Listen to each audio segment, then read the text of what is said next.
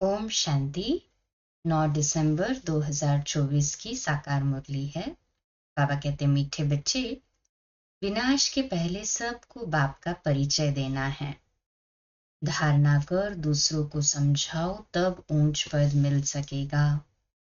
प्रश्न है, राजयोगी स्टूडेंट्स को बाप का डायरेक्शन क्या है? उत्तर, तुम्हें डायरेक्शन है कि एक बाप का बनकर फिर औरों से दिल नहीं लगानी है। प्रतिज्ञा कर फिर पतित नहीं बनना है। तुम ऐसा संपूर्ण पावन बन जाओ जो बाप और टीचर की याद स्वतः निरंतर बनी रहे। एक बाप से ही प्यार करो, उसे ही याद करो तो तुम्हें बहुत ताकत मिलती रहेगी। ओम शांति। रूहानी बाप बैठ समझाते हैं। समझाते तब है जबकि ये शरीर है। सम्मुख ही समझाना होता है।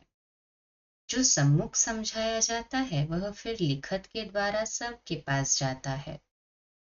तुम यहाँ आते हो सम्मुख सुनने के लिए। बेहद का बाप आत्माओं को सुनाते हैं। आत्मा ही सुनती है। सब कुछ आत्मा ही करती है इस शरीर द्वारा। इसलिए पहले पहले अपने को आत्मा जरूर समझना है। गायन है, आत्माएं परमात्मा अलग रहे बहुकाल। सबसे पहले पहले बाप से कौन बिछुड़ कर आते हैं यहाँ पार्ट बजाने। तुमसे पूछेंगे कितना समय तुम बाप से अलग रहे हो, तो तुम कहेंगे 5000 वर्ष। पूरा हिसाब है ना। ये तो तुम बच्चों को पता है कैसे नंबरवार आते हैं। बाप जो ऊपर में थे वह भी अभी नीचे आ गए हैं तुम सब की बैटरी चार्ज करने। अभी बाप को याद करना है। अभी तो बाप सम्मुख है ना।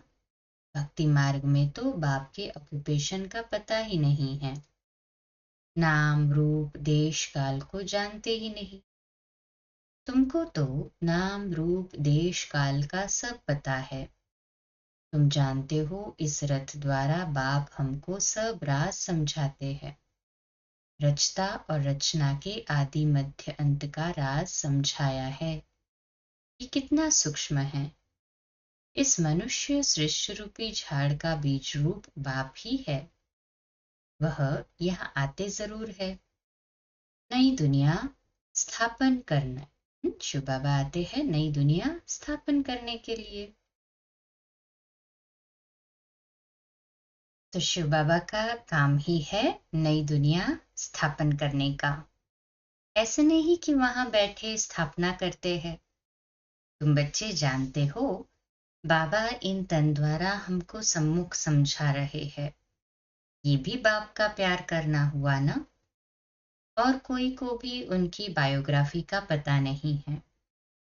गीता है आदि सनातन देवी देवता धर्म का शास्त्र। ये भी तुम जानते हो। इस ज्ञान के बाद है विनाश। विनाश जरूर होना है। और जो भी धर्म स्थापक आते हैं उनके आने पर विनाश नहीं होता है। विनाश का टाइम ही ये है। इसलिए तुमको जो ज्ञान मिलता है फिर खलास हो जाता है। तुम बच्चों की बुद्धि में ये सब बातें हैं। तुम रचता और रचना को जान गए हो। है दोनों अनादि जो चलते आते हैं। बाप का पार्ट ही है संगम पर आने का।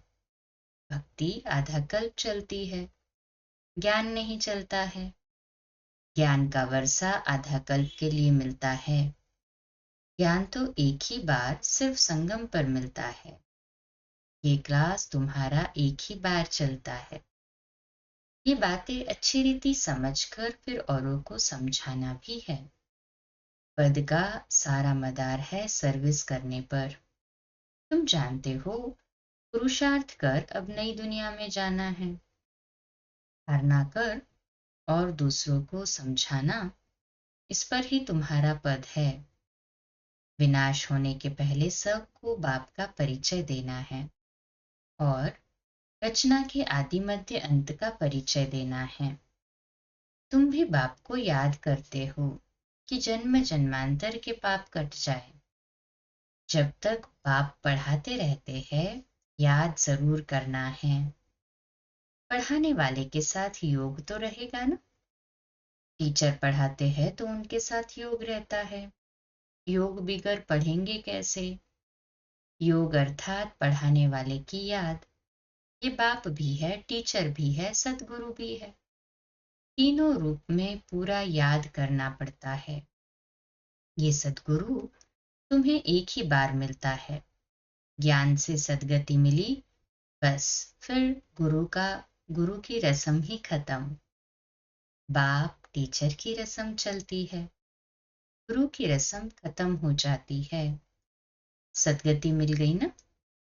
निर्वाण धाम में तुम प्रैक्टिकल में जाते हो, फिर अपने समय पर पार्ट बजाने आएंगे।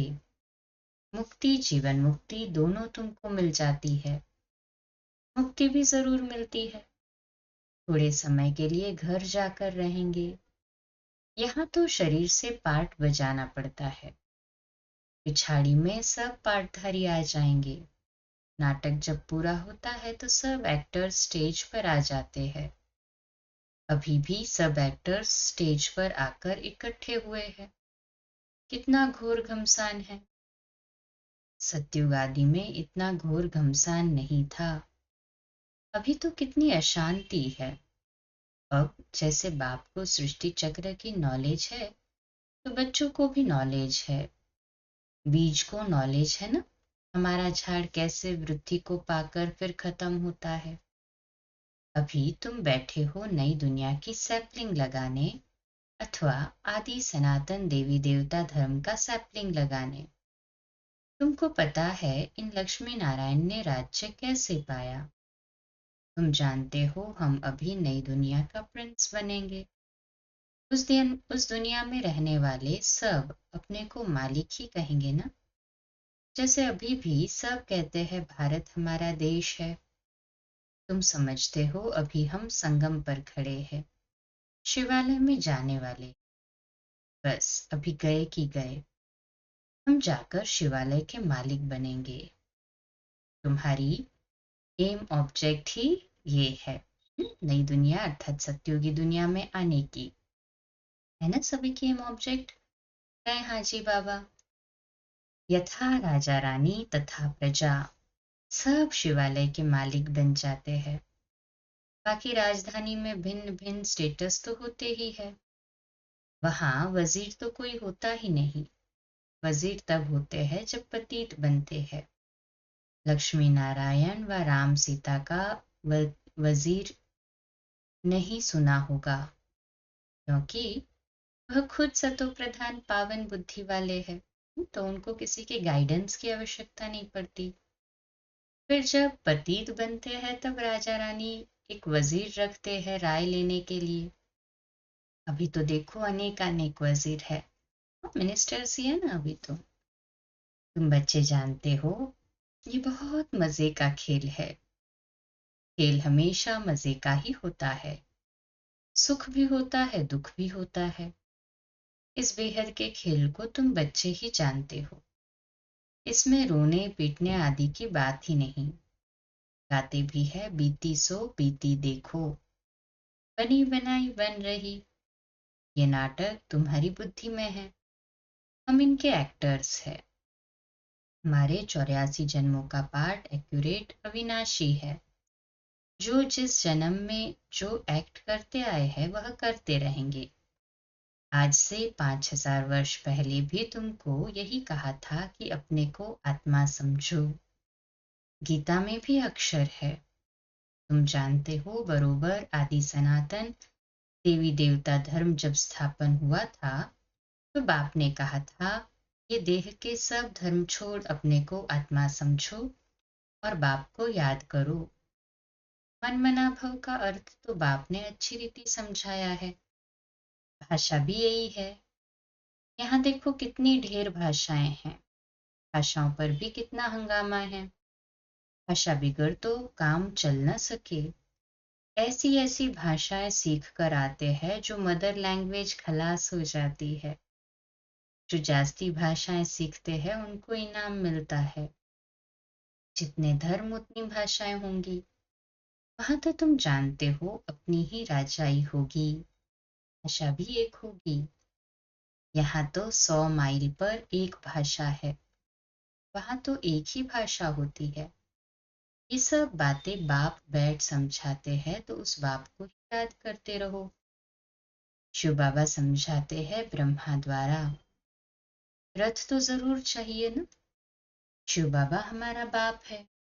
बाबा कहते हैं मेरे तो बेहद के बच्चे हैं। बाबा इन द्वारा पढ़ाते हैं ना, टीचर को कभी गले से थोड़े ही लगाते हैं। बाप तो तुमको पढ़ाने आए हैं, राजयोग सिखलाते हैं तो टीचर ठहरा ना। तुम स्टूडेंट हो, स्टूडेंट कभी टीचर को बाकी पहनते हैं क्या? एक बाप का बनकर फिर औरों से दिल नहीं लगानी। Double underline. बाप कहते हैं मैं तुमको राजयोग सिखलाने आया हूँ। तुम शरीरधारी, हम अशरीरी, पर में रहने वाले। कहते हो बाबा पावन बनाने आओ, गाया तो गोया तुम पतित हो ना। हाँ, इसलिए तो बुलाते हैं कि पावन बनाने आओ। बाबा कहते फिर मेरे को बाकी कैसे पहन सकते? प्रतिज्ञा कर फिर पतित बन जाते हैं। जब एकदम पावन बन जाएंगे, पिछाड़ी में फिर याद में भी रहेंगे, टीचर को गुरु को याद करते रहेंगे। अभी तो छी छी बन गिर पड़ते हैं और ही 100 गुना दंड पड़ जाता है। ये तो बीच में दलाल के रूप में मिला है, उनको याद करना है। बाबा कहते हैं मैं भी उनका मुरब्बी बच्चा हूँ, फिर मैं कहाँ बाकी पहन सकता हूँ? तुम फिर भी इस शरीर द्वारा मिलते हो, मैं उनको कैसे बाकी पहनूं? बाप तो कहते हैं बच्चे तुम एक बाप को ही याद करो, प्यार करो। याद से पावर बहुत मिलती है। बाप सर्वशक्तिमान है, बाप से ही तुमको इतनी पावर मिलती है। तुम कितने बलवान बनते हो, तुम्हारी राजधानी पर कोई जीत पहन न सके। रावण राज्य ही खत्म हो जाता है, दुख देने वाला कोई रहता ही नहीं।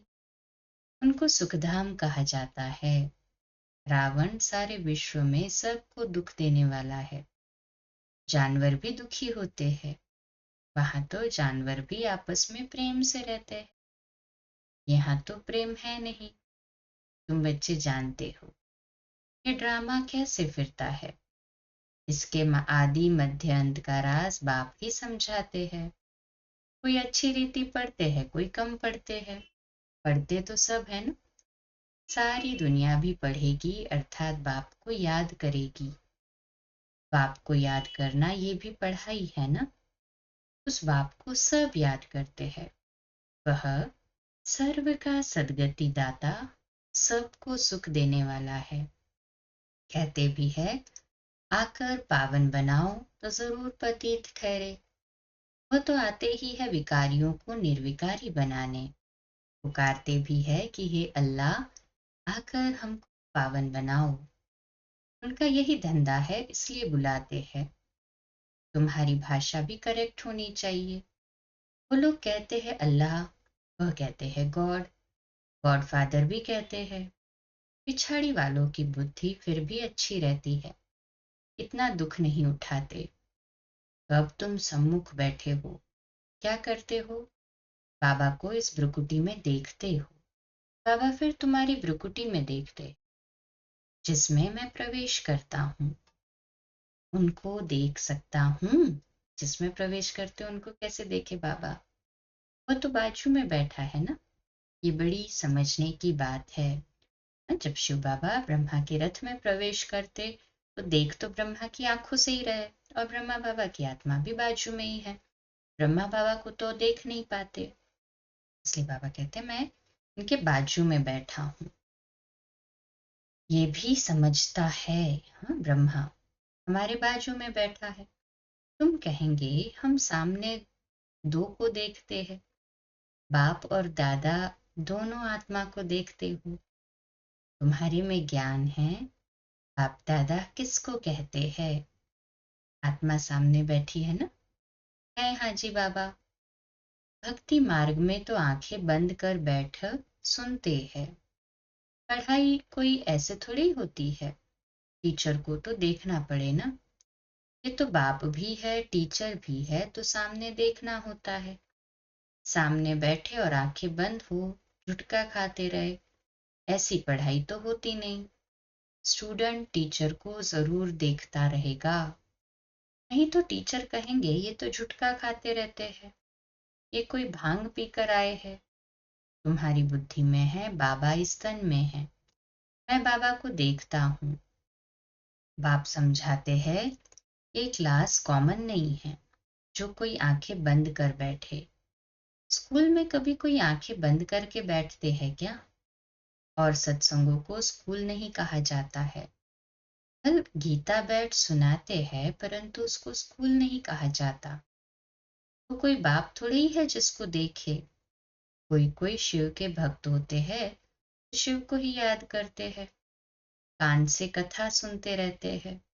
शिव की भक्ति करने वालों को शिव को ही याद करना पड़े। कोई भी सत्संग में प्रश्न उत्तर आदि नहीं होता है, यहाँ होता है। यहाँ तुम्हारी आमदनी बहुत है, आमदनी में कभी उबासी नहीं आ सकती। धन मिलता है ना तो खुशी होती है, उबासी गम की निशानी है।